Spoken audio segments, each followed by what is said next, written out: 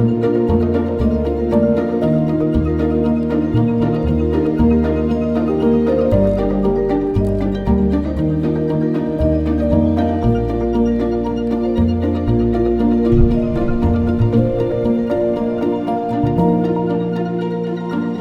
यीशु मसीह के मधुर नाम में आप सबको नमस्कार। मैं हूं पास्टर श्याम और आप देख रहे हैं होप चैनल हिंदी। साथ में मैं आपका स्वागत करता हूं भविष्यवाणी की अध्ययन की इस श्रृंखला के अंदर, जहां हम देख रहे हैं दानियल की पुस्तक। और दानियल की पुस्तक बहुत खास है क्योंकि यहाँ पर परमेश्वर अन्य जातियों के बीच में अपनी उस गवाही को पेश करता है जिसके द्वारा बहुत सारे लोग परमेश्वर की ओर मुड़ते हैं। यहाँ तक कि राजा के सिंहासन भी हिलाए जाते हैं और वो भी अपने सिंहासन को छोड़कर परमेश्वर के पास आता है। आइए हम इस अध्ययन को आगे बढ़ाते हैं। हमारे साथ विचार विमर्श करने के लिए, हमारे साथ इस अध्ययन को आगे बढ़ाने के लिए हमारे बीच में अतिथिगण है। मैं स्वागत करता हूँ पास्टर PM लाल जी का। मैं स्वागत करता हूँ साथ में पास्टर आर्डन वॉर्ड जी का। ये हमारे लिए बहुत एक खुशनसीब की बात है कि आज हमारे बीच में पास्टर साहबान हैं जो हमारे साथ इस अध्ययन को आगे बढ़ाएंगे। आइए हम सब आज के अध्ययन की शुरुआत के लिए मैं रिक्वेस्ट करूंगा पास्टर जी से प्रार्थना में अगुवाई करें। हमारे दयालु प्रभु, तेरा धन्यवाद देते हैं, स्तुति और महिमा करते हैं। तूने हमें ये अवसर दिया ताकि हम परमेश्वर तेरे गंभीर विषयों पर बातचीत कर सकें और भविष्यवाणी की बातों को समझने में अपने मन को लगा सकें। पवित्र आत्मा की अगुवाई चाहते हुए ये विनती प्रभु यीशु के नाम से मांगते हैं, आमीन। आमीन। बहुत बहुत धन्यवाद पास्टर जी प्रार्थना के लिए। जिस तरीके से हमने देखा है, अध्याय 3 जो था एक बहुत खास अध्याय था, जहाँ पर देखा गया अग्नि में डाले गए परमेश्वर के भक्तजन और परमेश्वर ने निकालता है और अपनी गवाही को देता है। राजा अपने सिंहासन को छोड़ता है और परमेश्वर की बड़ाई करने लगता है। अब हम आ जाते हैं चौथे अध्याय के अंदर। चौथा अध्याय भी खास है क्योंकि यहाँ पर फिर से ऐसा लगता है कि जैसे जो दूसरा अध्याय है उसको फिर से यहाँ दोहराया जा रहा है। यहाँ पर कुछ खास बातें जो आती हैं दूसरे अध्याय से कुछ मिलती जुलती बातें हैं। और मैं पास्टर जी जानना चाहता हूँ कि किस तरीके से जो राजा नबूकदनेस्सर है वो चौथे अध्याय के अंदर, जिस तरीके से तीसरा अध्याय था उसके अंदर वो अपने आप को समर्पण करता है परमेश्वर के प्रति और उसका जीवन बदलता है। और हम देखते हैं कि इस चौथे अध्याय के अंदर क्या कहता है उस समर्पण के विषय में नबूकदनेस्सर के। इस अच्छे प्रश्न के लिए मैं आपका धन्यवाद करता हूँ। बहुत अच्छा प्रश्न है आपका। दानियल का चौथा अध्याय जो है ये इतना अद्भुत, इतना अनोखा अध्याय है पूरी बाइबल में, जिसमें एक बहुत ज़बरदस्त जो परमेश्वर की जीत जो है वो होती है जी। दानियल पहला अध्याय में और दूसरे अध्याय में 3 वर्ष का अंतर है, और दूसरे और तीसरे अध्याय में जो है वो 20 वर्ष का अंतर है, और तीसरे और चौथे अध्याय में 10 वर्ष का अंतर है जी। तो इस तरीके से हम देखते हैं कि नबूकदनेस्सर राजा जो है तीसरे अध्याय के अंत में पूरे तरीके से स्वर्ग के परमेश्वर को क्या कर लेता है, वो कबूल कर लेता है, ग्रहण कर लेता है जी। और उसके बाद उसका राज्य जब पूरी तरह शांति प्रिय हो जाता है, उसका मन जो है वो दीन हो जाता है, वो गुस्सा, क्रोध, मारपीट इन सब से अलग हटकर वो बिल्कुल नम्र दीन व्यक्ति बन जाता है।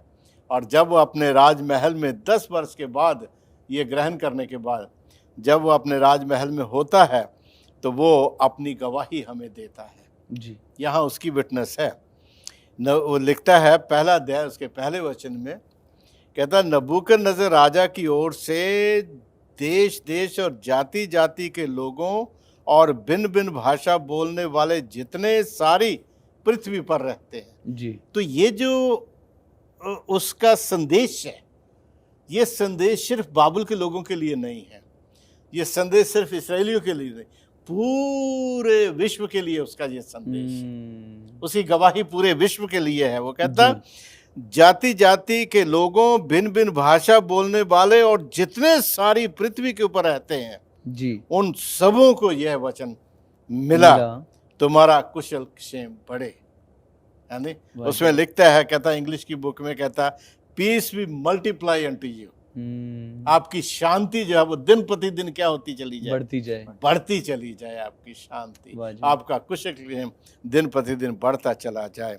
आगे लिखता है, कहता मुझे ये अच्छा लगा कि परम प्रधान परमेश्वर ने मुझे जो जो चिन्ह और चमत्कार दिखाए हैं मैं उनकी गवाही दे सकूं, उनको प्रकट कर सकूं संसार के सामने। और चौथा अध्याय जो है ये नबूकदनेस्सर राजा ने स्वयं लिखा है। पूरी बाइबल में पूरी दानियल की पुस्तक में पुस्तक को जो है वो किसने लिखा? दानियल ने लिखा। लेकिन चौथे अध्याय की जो विटनेस है वो दानियल की, नबूकदनेस्सर की स्वयं की जी। और हम देखते हैं कि वो अपनी ओर से विटनेस देता है, गवाही देता है परमेश्वर के उन बड़े बड़े महान कार्यों की और उन चमत्कारों की जो प्रभु ने उसकी जिंदगी में किए। कहता और अब वो मान लेता है कि उसके चमत्कार क्या ही बड़ी शक्ति उनमें प्रकट होती है। उसका राज्य तो सदा का और उसकी प्रभुता पीढ़ी से पीढ़ी तक बनी रहती है। अब वो दिल से मान लेता है कि प्रभु मैं संसार का राजा नहीं, बिल्कुल तू संसार का राजा, वाह जी, तू संसार का राजा।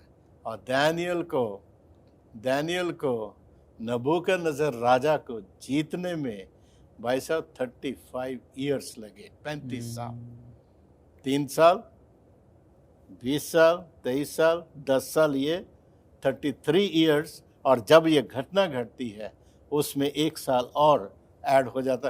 35 ईयर्स दानियल को लगे नबूकदनेस्सर राजा के दिल को अपने परमेश्वर के लिए जीतने के लिए। वंडरफुल पेशेंस, कैसा अद्भुत धीरज जो था उस व्यक्ति के अंदर पाया जाता था, उसके अंदर पाया जाता था।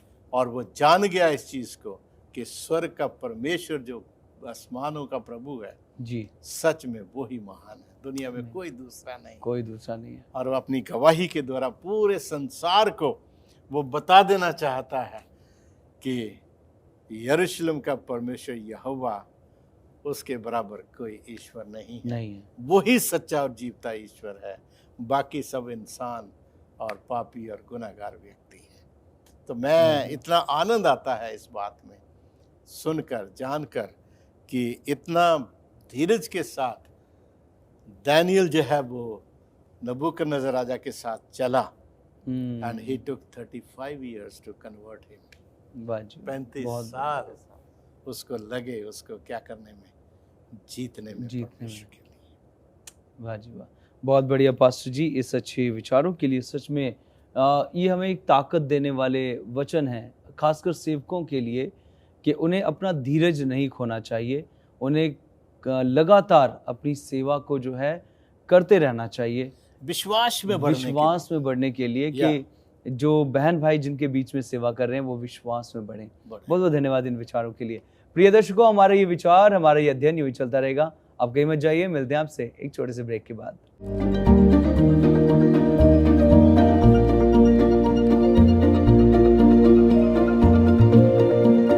दर्शकों, आपका स्वागत है फिर से ब्रेक के बाद। हम बात कर रहे हैं अध्याय 4 की। हमने देखा कि किस तरीके से जो नबूकदनेस्सर राजा है वो अपने जीवन को परमेश्वर के हाथों में समर्पित करता है, और अध्याय 4 को वो खुद अपनी साक्षी के रूप में लिखता है, जिसमें वो परमेश्वर के प्रेम के विषय में बताता है। लेकिन यहाँ पर एक घटना घटती है, और वो घटना थी उसका एक स्वप्न। तो मैं जानना चाहता हूँ पास्टर आर्डनवर्ड जी से कि फिर से उसे एक स्वप्न आता है और स्वप्न देखकर वो घबरा जाता है, इसका कारण क्या था? थैंक यू भाई साहब, बहुत अच्छा प्रश्न है। देखिए, नबूकदनेस्सर की जब भी हम बात करते हैं, है ना, और अब जैसे पाजी साहब ने बताया, क्योंकि चौथा अध्याय जो है वो थोड़ा दूसरे अध्याय से मिलता जुलता है। और यहाँ पे हम देखते हैं क्योंकि नबूकदनेस्सर ने जब उस समय भी जब स्वप्न देखा, तो और हम जानते हैं कि वो जिस चीज़ से जो होके गुजरा, तो उसने जब उसके बारे में जाना कि परमेश्वर की योजना क्या है, और स्वप्न जो है परमेश्वर लोगों के ऊपर क्यों देता है, कि परमेश्वर कुछ न कुछ उनके ऊपर प्रकट करना चाहता है, उनको बताना चाहता है जी। और उसी कारण से जो है यहाँ पे भी हम देखते हैं कि एक ऐसा स्वप्न जो है परमेश्वर ने उसको दिया, और उसको भी ऐसा लग रहा था कि अब इसका क्या फल होगा, और वो उसको इसलिए जो है उसके बारे में डर जाता है, क्योंकि हमारा परमेश्वर जो है वो भेदों को प्रकट करने वाला है। और यहाँ पे अगर हम देखते हैं तो दानियल का 4था अध्याय और उसका 5वां वचन मैं आपके सामने पढ़ना चाहूंगा जी। यहाँ पे हम देखते हैं नबूकदनेस्सर राजा के बारे में बात करता है। वो कहता है, मैंने ऐसा स्वप्न देखा जिसके कारण मैं डर गया, और पलंग पर पड़े पड़े जो विचार मेरे मन में आए और जो बातें मैंने देखी उनके कारण मैं घबरा गया था जी।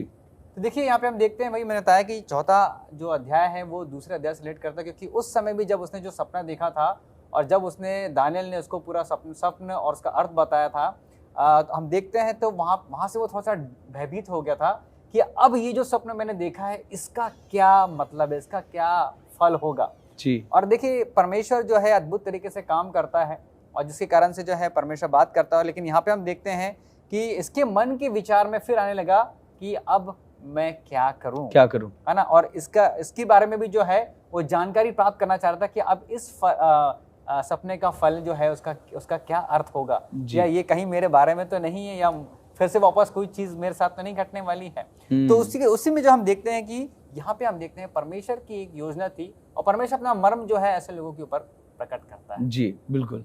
पास्टर जी आप कुछ विचार डालना चाहते हैं? परमेश्वर अपने मन की भावनाएं, अपने विचार, अपने उद्देश्यों को जब मनुष्यों के ऊपर प्रकट करना चाहता है जी तो कोई ना कोई साधन इस्तेमाल करता है। ठीक है ना, जैसे पास्टर वॉर्ड ने बताया।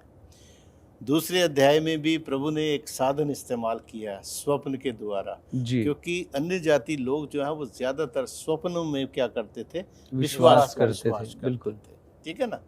और उस स्वप्न को देखने के बाद जब वो बहुत परेशान हो गया, भूल गया स्वप्न को, वो भी नहीं रहा याद रहा, लेकिन बेचैनी उसके जीवन में, बिल्कुल बिल्कुल, दुखी वो जरूर रहा। ठीक है ना। तो वो दुखी उसका जो होना था, बेचैन जो उसने होना था, दैट वो ईश्वर की तरफ से था। ठीक है ना, वो परमेश्वर की तरफ से था। क्योंकि वो परमेश्वर की तरफ से था इसलिए ये जरूरी हो गया था कि वो परेशान होकर के उसका मतलब, उसका अर्थ जब जानने की कोशिश करे। तो यहाँ पर भी स्वप्न तो उसने देखा है, लेकिन उस स्वप्न के लिए यहाँ भी वो बेचैन हो गया, क्योंकि उसका पहला अनुभव जो था वो बहुत भयंकर अनुभव था उसका। ठीक है ना, उसमें उसने बहुत परेशानी में, बड़े दुख में उसका मतलब उसका जाना था। ऐसे ही यहाँ पर भी वो उसके प्रति जब वो घबरा जाता है, परेशान हो जाता है, बेचैन हो जाता है और वो जानना चाहता है, क्योंकि अब वो कन्वर्ट हो गया, प्रभु के विश्वास करता है, शांति में रह रहा है। अब वो जानना चाहता है कि ईश्वर की आगे मेरे लिए क्या योजना है, क्या योजना। बिल्कुल बिल्कुल, ठीक है ना। तो उस योजना के ऊपर वो काम करता है। तो ईश्वर अपने बच्चों को यूं ही नहीं छोड़ता। जी बिल्कुल। भविष्यवाणियों का सार यही है जी कि इस संसार में, इस दुनिया में ईश्वर किसी भी व्यक्ति को, मतलब मैं हिंदू, मुसलमान और क्रिश्चियन और पारसी और जैनी और ये और वो, मैं उन की बात नहीं करता, मैं मनुष्य की बात करता हूँ। जी, जितने भी मनुष्य इस दुनिया के ऊपर, पृथ्वी के ऊपर है, परमेश्वर किसी को भी अंधकार में कभी भी उनके पापों का दंड नहीं देगा। बिल्कुल। हर एक व्यक्ति को, हर एक मनुष्य को वो अवसर देता है, बचने का मौका देता है। बिल्कुल। उसके जीवन में ऐसी परिस्थितियां लाता है जहां वो अपने जीवन के लिए निर्णय ले सके। बिल्कुल। तो निर्णय लेना जरूरी है। बिल्कुल, ठीक है ना जी। तो पर यदि मनुष्य उस मौके को चूक जाता है जी, तो गया काम से। प्रेरितों के काम उसका 24 के अध्याय में, उसके 24वें वचन में यदि आप पढ़ेंगे तो वहां देखते हैं कि फेलिक्स जो है, पौलुस जब वो जेल में होता है, फेलिक्स जो है वो आता है वहां पर, और फेलिक्स की वाइफ जो है वो यहूदी होती है। तो फेलिक्स वहां आता है और पौलुस को बुला के उससे जानना चाहता है उसके केस के विषय में जी। और वचन में लिखता है, वो कभी मौका मिले कभी पढ़िए प्रेरितों के काम 24वां अध्याय। तो उसमें पौलुस उसको परमेश्वर के न्याय, पाप और उसके सजा के बारे में जब वो बताता है तो फेलिक्स डर जाता है। उसके मन में भय समा जाता है। और जब उसके मन में भय समा जाता है तो डर कर वो क्या कहता है, कहता है कि अभी तो तू जा, मैं फिर समय निकाल के मौका पाकर तुम्हें फिर दोबारा बुलाऊंगा। और हम देखते हैं कि दोबारा उसकी जिंदगी में वो टाइम नहीं है। फेलिक्स को दोबारा मौका नहीं मिलता है। That was the right time when he had to accept. जब उसको प्रभु को क्या करना था, उसको एक्सेप्ट कर लेना था। इसलिए कुरिन्थियों की पत्री में लिखता है, आज ही का दिन उद्धार का दिन है। कल के विषय में मत सोच, क्योंकि तू नहीं जानता कल क्या होगा। बिल्कुल जब परमेश्वर का वचन आता है हमारे पास, हमें उसको ग्रहण करना बहुत जरूरी करना है। है, बिल्कुल क्योंकि ईश्वर किसी को अंधकार में नहीं मारे, सबको अवसर मौका देता है, बिल्कुल, सबको। बहुत बहुत धन्यवाद इन अच्छे विचारों के लिए। प्रिय दर्शकों, हमारा ये अध्ययन यूं ही चलता रहेगा, आप कहीं मत जाइए। मिलते हैं आपसे एक छोटे से ब्रेक के बाद।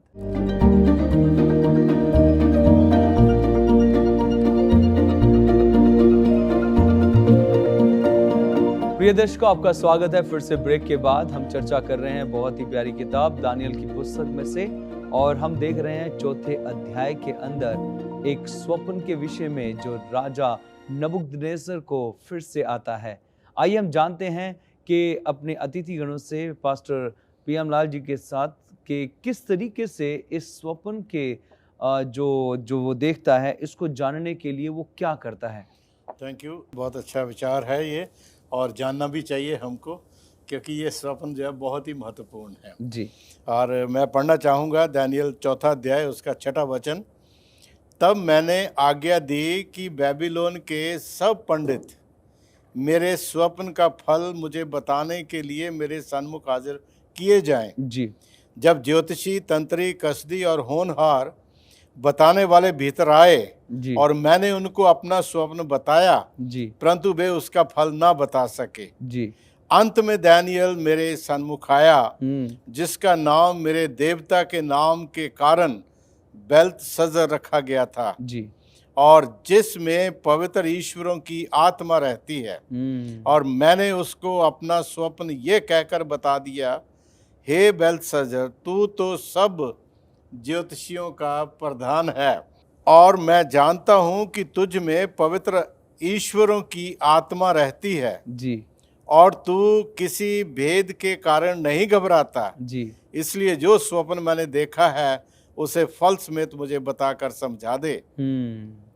जो दर्शन मैंने पलंग पर पाया वो ये है, जी मैंने देखा कि पृथ्वी के बीचों बीच एक वृक्ष लगा है, जी उसकी ऊंचाई बहुत बड़ी है। जी वह वृक्ष बड़ा होकर दृढ़ हो गया जी और उसकी ऊंचाई स्वर्ग तक पहुंची, जी और वह सारी पृथ्वी की छोर तक दिखाई पड़ता था। जी उसके पत्ते सुंदर और उसमें फल बहुत फल थे, जी यहाँ तक कि उसमें सबों के लिए भोजन था। जी उसके नीचे मैदान के सब पशुओं को छाया मिलती थी, जी और उसकी डालियों में आकाश की सब चिड़िया बसेरा करती थी, जी और सब प्राणी उससे आहार पाते थे।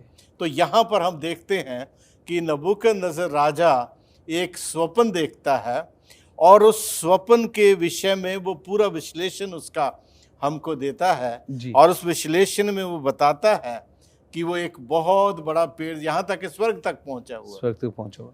उसकी हाइट कहाँ पहुंच गई है? बिल्कुल है नबूकदनेस्सर को जब पहले स्वप्न दिखाई दिया था तो धातुओं का दिखाई दिया था, राजाओं का दिखाई दिया था। जी अब उसकी पहुंच कहाँ तक हो गई? प्रभु को ग्रहण करने के बाद स्वर्ग तक हो गई। ठीक है, जी जी जी जी अब वो स्वर्ग तक उसकी पहुंच हो गई है। बिल्कुल बिल्कुल। तो कहता है वो वृक्ष जो है वो कहाँ तक है? स्वर्ग तक वो पहुंच गया है। बिल्कुल बिल्कुल। और उसके नीचे हर एक प्राणी जो है उस पेड़ के नीचे क्या करता है? छाया पाता है, आराम पाता है। इसका मतलब ये है कि ये जो दर्शन उसने देखा, ये दर्शन कहीं ना कहीं नबूकदनेस्सर के जीवन से संबंधित था। बिल्कुल। और एक बार फिर यहाँ पर हम देखते हैं कि उसका जितना भी उसका क्या ना चाहिए इंटेलेक्चुअलिटी थी, उसके राज की जितनी भी बुद्धिमत्ता थी, वो सारी की सारी क्या हो जाती है? वो एक बार फिर फेल हो जाती है। जी। पहले तो स्वप्न भी नहीं बता पाए और ना उसका अर्थ बता पाए, और स्वप्न उनको पूरा विस्तार से नबूकदनेस्सर राजा बता देता है जी, लेकिन वो फिर भी उसका अर्थ नहीं बता पाते जी, क्योंकि वो इंसानों की बनाई हुई कहानियां नहीं थी। बिल्कुल। और वो जानते थे कि नबूकदनेस्सर खुदा का बंदा हो गया है, और इसके सामने इधर उधर की अनुवाद करना या बताना स्वप्न के बारे में काम चलेगा नहीं। उन्होंने डायरेक्टली मना कर दिया कि भाई हमारे बस का रोग नहीं है।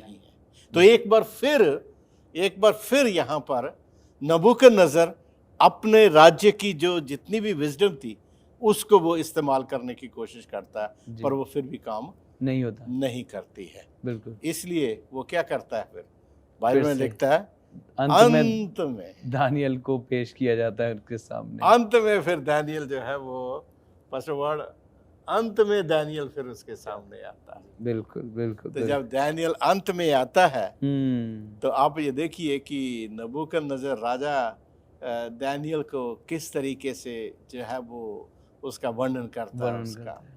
कि हे दानियल, तेरे लिए कोई काम मुश्किल नहीं है। तेरे बिल्कुल। अंदर ईश्वरों की आत्मा रहती है। ईश्वरों की आत्मा रहती है। हमारा परमेश्वर तो एक ही है, ज्यादा ईश्वर नहीं है। लेकिन यहाँ क्या कहता है ईश्वर, क्योंकि हीदन्स लोग जो थे, अन्य जाति लोग जो हैं वो बहुवाद में जो है वो विश्वास करते हैं। जी हैं दे?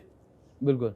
तो अवतारों में विश्वास करते, देवताओं में विश्वास करते हैं। जी, लेकिन बाइबल का परमेश्वर एक ही प्रभु है। एक ही प्रभु है। तो नबूकदनेस्सर तो उसको नहीं जानता था, नहीं जानता। इसलिए वो क्या करता है यहाँ पर, वो ये कहता है कि तुझ में ईश्वरों की आत्मा रहती है, मतलब एक से ज्यादा। और वो कहता है कि तू इस लायक है कि तू किसी भेद से घबराता नहीं है, किसी भी भेद से तू घबराता नहीं है। इसलिए जो स्वप्न मैंने देखा है उसे फल समेत मुझे बताकर तू समझा दे। फुली कॉन्फिडेंट, पूरी तरह भरोसा उसका अब दानियल के अंदर है, क्योंकि वो जानता है और कहीं से आंसर नहीं आएगा, बिल्कुल परमेश्वर के सेवक के पास ही आंसर आएगा। बिल्कुल वो जानता है स्वर्ग के परमेश्वर के साथ उसका कनेक्शन है। बिल्कुल। तो माय डियर फ्रेंड्स, मेरे प्रिय भाई बहनों, आज हम प्रभु का कार्य करते हैं। जी, क्या लोगों का भरोसा हमारे अंदर है? महत्वपूर्ण बात। क्या महत्वपूर्ण बात, क्या लोगों का भरोसा हमारे अंदर है? जी, नबूकदनेस्सर की तरह जैसे दानियल के अंदर उसका भरोसा है। सबसे महत्वपूर्ण बात ये है। तो ये चीज बहुत काउंट होती है, बहुत मायना रखती। तो हमें वापस जो है वो विचार करने की जरूरत है, अपने संबंध को परमेश्वर के साथ मजबूत करने की जरूरत है, जांचने की जरूरत है। बिल्कुल कि मैं इस लायक हूँ कि नहीं। जी जी जी, कि मैं उसकी सेवकाई कर सकूं। मेरा पोजीशन मेरी दुनिया में क्या है, लोगों के बीच में मैं कहाँ खड़ा हूँ, एक अच्छा परमेश्वर को प्रेम करने वाला व्यक्ति बनकर, या बिल्कुल। यहाँ पर देखिए, दानियल भले एक अच्छे ओहदे पर था, ऊंचे ओहदे पर था, लेकिन उसका ऊंचा ओहदा और भी ऊंचा हो जाता था जब परमेश्वर का आत्मा उसमें वास करता था। नो डाउट, अंत में उसी को ही जो है लेकर आया जाता है। तो इन अच्छे विचारों के लिए मैं आपका धन्यवाद देता हूँ। अगर हम बात करें तो ये एपिसोड बहुत लंबा हो जाएगा, और मैं आपका धन्यवादित हूँ पादरी साहब, आप हमारे बीच में आए। धन्यवाद पास्टर वर्ड आपका भी कि आप हमारे बीच में आए और इस अध्ययन को आपने बहुत रोचक बनाया। आपका धन्यवाद देते हैं। प्रिय दर्शकों, आपका भी धन्यवाद देते हैं जिन्होंने अपने समय को दिया और इस अध्ययन को सुना है। हमें आशा है कि आप इस वचनों से आशीषित हुए हैं। इसे अपने तक ना रखें, लेकिन बांटे दूसरों के साथ, ताकि हर एक जन आशीष पाए और प्रभु के पास आए। आइए हम दुआ करें। स्वर्गीय खुदावन, धन्यवाद कि तू हमारा वो परमेश्वर है जो हमारी प्रार्थनाओं को सुनता है। हम चाहते हैं कि दानियल जैसी जिंदगी हमारी कर, अपने आत्मा से भरकर, सामर्थ्य से भरकर, ताकि हर जगह हम तेरे लिए वफादारी और ईमानदारी से खड़े रहें। प्रभु यीशु के नाम से मांगते हैं, आमीन। प्रिय साथियों, हम मिलते हैं आपसे अगले अध्ययन में। तब तक आप सबको जय मसीह।